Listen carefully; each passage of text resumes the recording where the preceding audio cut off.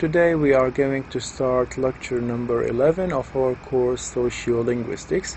In this lecture we are going to continue chapter number 9, where we discuss topics like what do we mean by linguistic identity, language and the construction of personal identity. We are going to discuss those two issues, and in the introduction of this chapter we will deal with questions like how people use language to construct a social identity. We will also consider how social groups and communities use language as a means of identifying their members.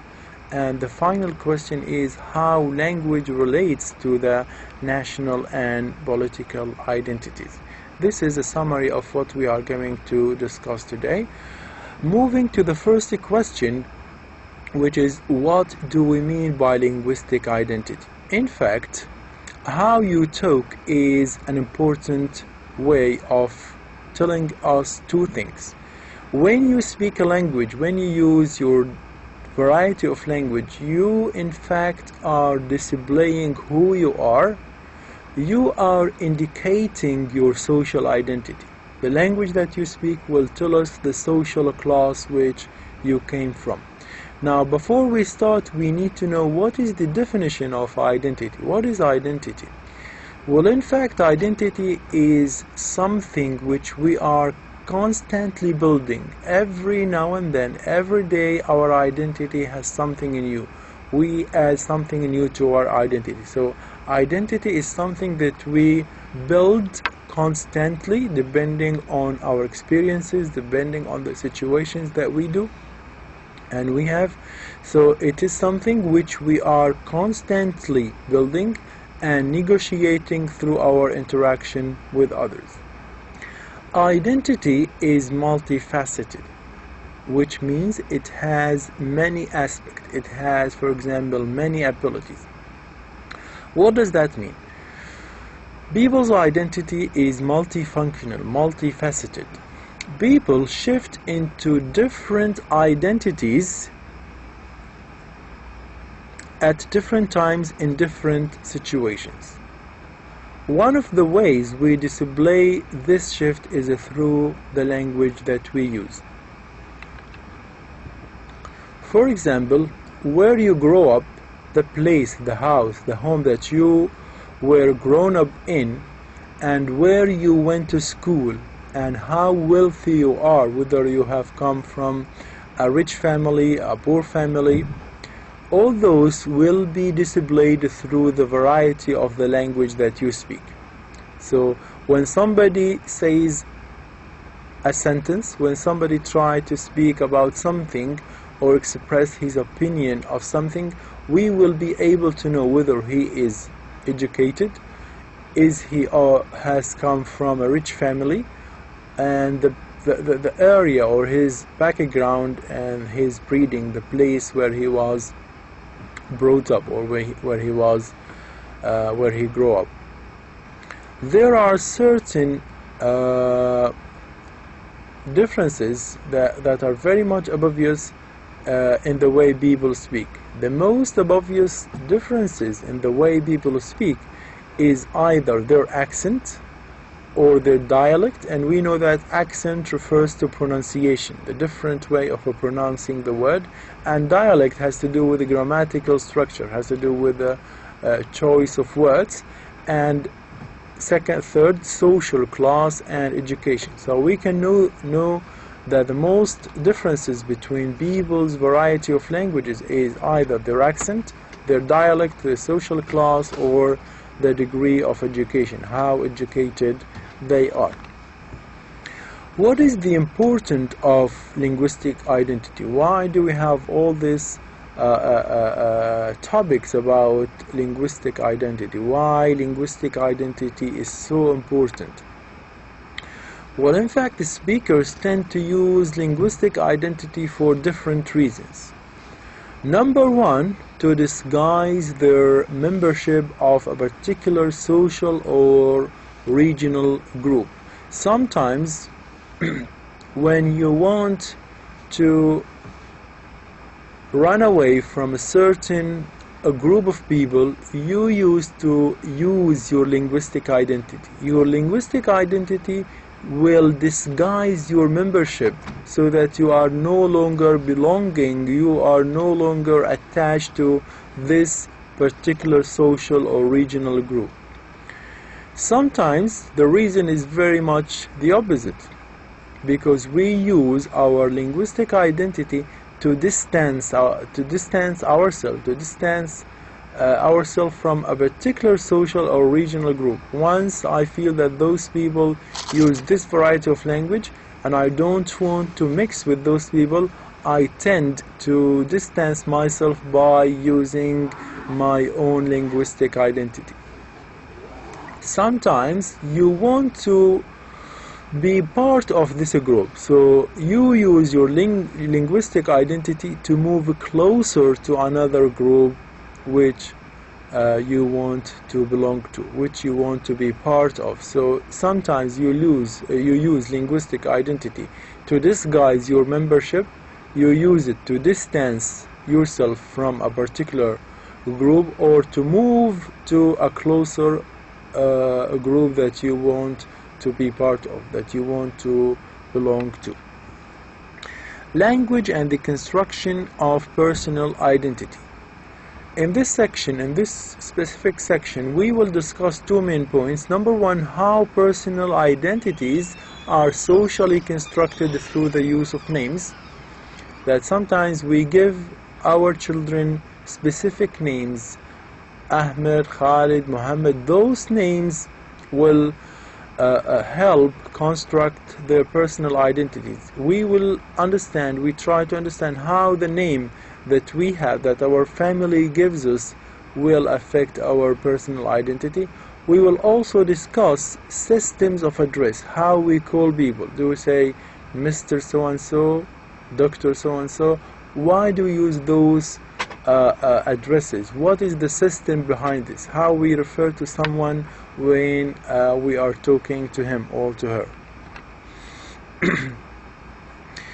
Next point is naming, giving names and naming practices.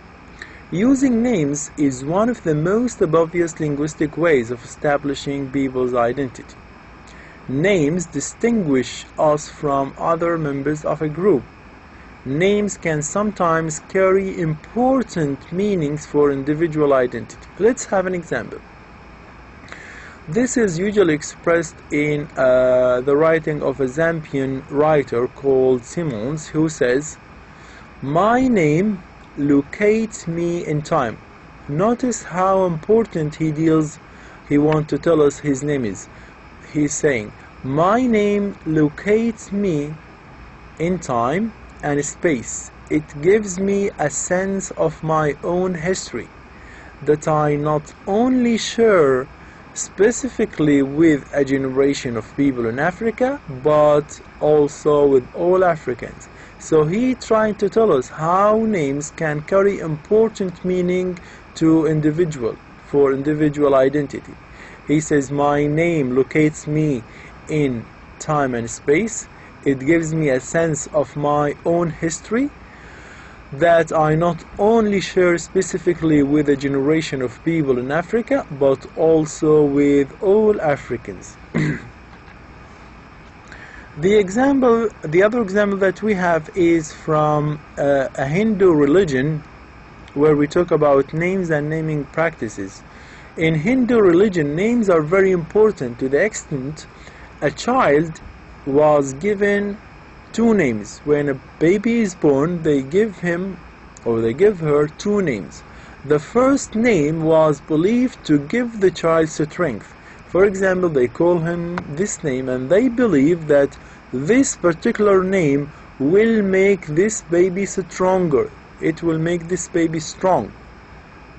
They also give him another name, a different name from the first one, and they think that the second name is this name helps to protect the child. So this name is usually used to call or to address the child, and it is believed that this name protects the child and give him or give them as much good fortune as possible. So names are very important to the identity.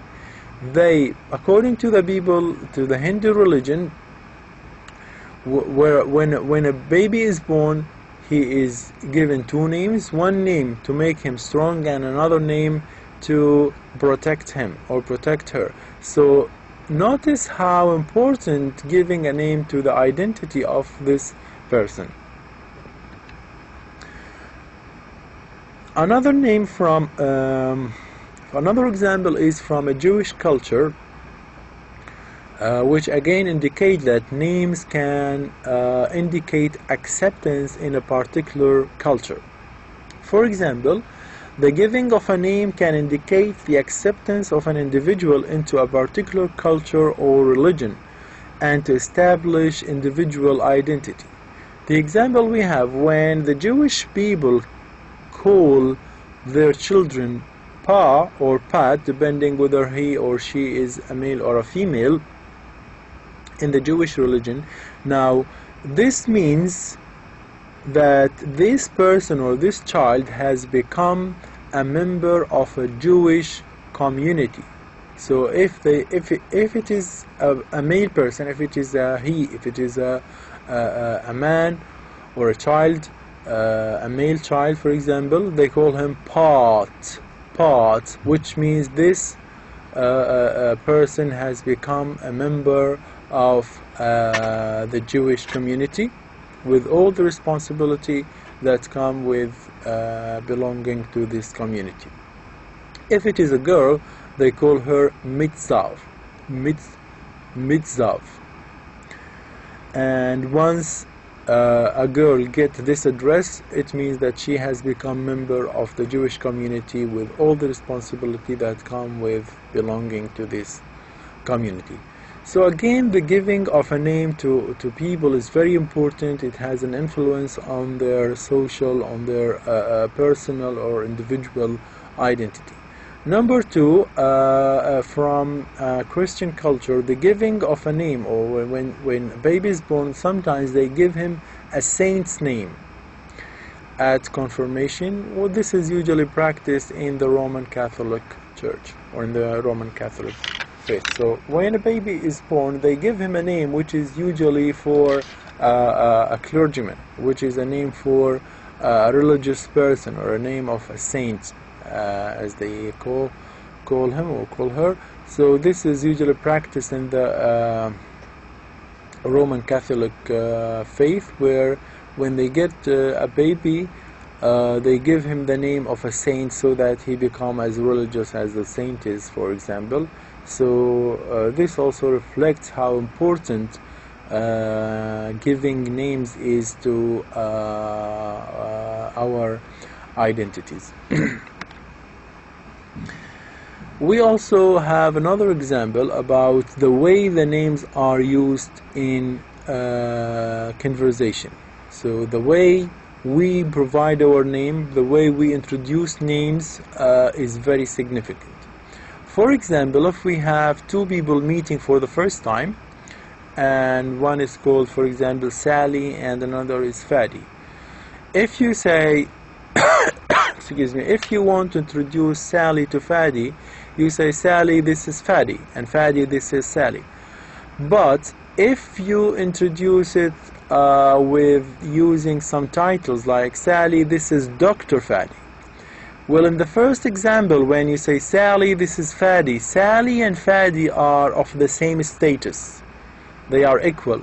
But if you use titles, for example, he is a doctor and she is not, this means that they are not of the same status. So the way names are used in interaction is central to the process of constructing individual identities within a group. Introducing people to each other, Sally, this is Fadi, Sally, this is Dr. Fadi. In A, Sally and Fadi are of the same status or belonging to the same group, because we do not use any title. We do not say this is Dr. Fadi or this is Dr. Sally, etc. They are the same. In B, Sally and Ahmed, oh, this is not Ahmed, should be Fadi. So in B, Sally and Fadi are of a different status, because in the second example you say Sally, this is Dr. Fadi, so they are not the same. They are not. They are of a different status because they belong to a different group. One is a doctor, and the other is not. So again, this shows how names affect our identities, how names have an effect on the identity of ourselves and the identity of the people who use those names. Sometimes names can cause problems. Names can cause problems, and once they cause problems, because you start calling people names, and that's why we have this expression. So names can cause problems when, particularly if they do not fit with the conventions of a community. So if there are two people, each one of them has a different convention, so they start, if the names they are using do not fit with their conventions, problems would start to appear. And the example we have is when children's playground practice of calling someone names, that's using names to call somebody. It is a powerful source of for a dominant group to enforce their dominance and marginalize others. So calling people names is an evidence that names can cause problems if they do not fit with the conventions of a specific community. We move to another point, which is systems of address. How a name is used and how this name affects an identity. What effect does this name on identity? The way that people use your name in a certain context help to establish your identity within that context. I read this again, then we move to the example. Some people are using your names, but it is important to notice the way they are using this name. So once they use this name, depending on the way they are using it, will help you to establish your identity within this context. For example, the way that other speakers refer to you can depend on the degree of formality, whether you are the boss and they are the workers who work in your company, the degree of intimacy, whether you like one another, whether you are a friend, whether you are a close friend, whether you are intimate, and it also reflects your relative status of the participant involved in the interaction. For example, if we have two doctors, they, as a friend, they call themselves without the title. They can use names, Muhammad, Ahmed, without saying Dr. Muhammad, Dr. Ahmed.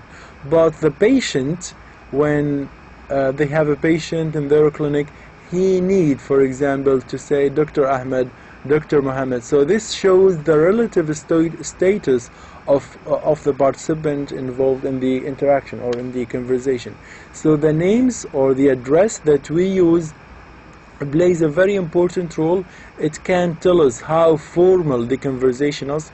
It can tell us how intimate we are to this person or that person, and it can show us how what status do we have, what relative status the people in the conversation have with the people who are speaking or those who are involved in the conversation.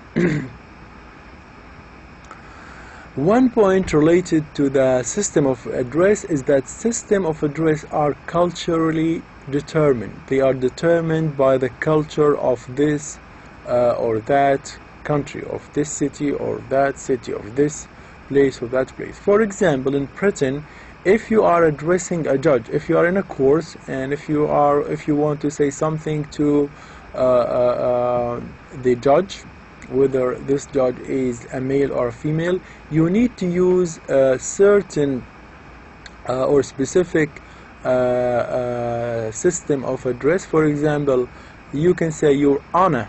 You cannot just call her or call him by his name or her name. You need to say your honor. Or if it is a man, if the judge is a man, you say my lord. Or if it is a woman, you say my lady. So you need to use this because the culture has determined those terms, has determined this system of address. Now some people would not use this, but if you disregard this culture, if you disregard the rules, this can lead to some form of disapproval. The judge might not respond to your question. The judge might consider this as an insult, or he might ask you to leave the court. So what we want to point out is that system of address is culturally determined. It is determined by culture. The example that we have, that in Britain, if you are addressing the judge, there are certain terms or certain address terms that you need to address this person, or whether he or she, whether he is a female or whether he is a male or a female. For example, you can say your honor, or my lord, or my lady, depending whether he is a he or a she. And if you decide not to use this system, the judge might not respond to you. The judge might think this is an insult. So you need to abide by the rules of the culture, by the rules that the culture has determined. Implication of address terms. We need to understand what implication do the address terms have. And we have an example of a white policeman, an American policeman, and a black policeman. The way address terms are used can have important implication on the participant, on the people who are involved in the conversation. Irvin Tripp provides us with a very interesting example of a little conversation between a black doctor, a doctor who has a black color, a black complexion, and a white policeman in America. Now if we read this conversation, look at the way the policeman tried to insult the doctor. He says, "What is your name, boy?" He's a doctor and he is wearing clothes of a doctor, but he says, "Boy." Well, the doctor says, Dr. Bosient, I am a physician, which means I am a doctor. "What is your first name, boy?" Again, so even though the black doctor says, "I am a physician, I am a doctor," again the policeman, the white policeman, says, "What's your first name, boy?" So he intentionally to insult the person. And how? By using those terms, or those address terms. And the black doctor says, "My first name is Alvin."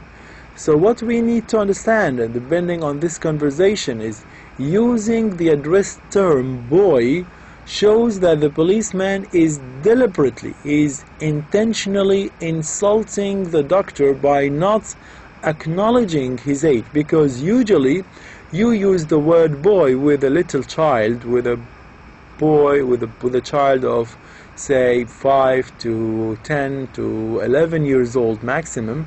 But if you see a person who has reached an age where he has become a doctor, a practicing doctor, you cannot address him as boy. And that's why the doctor says, the policeman says, "What's your name, boy?"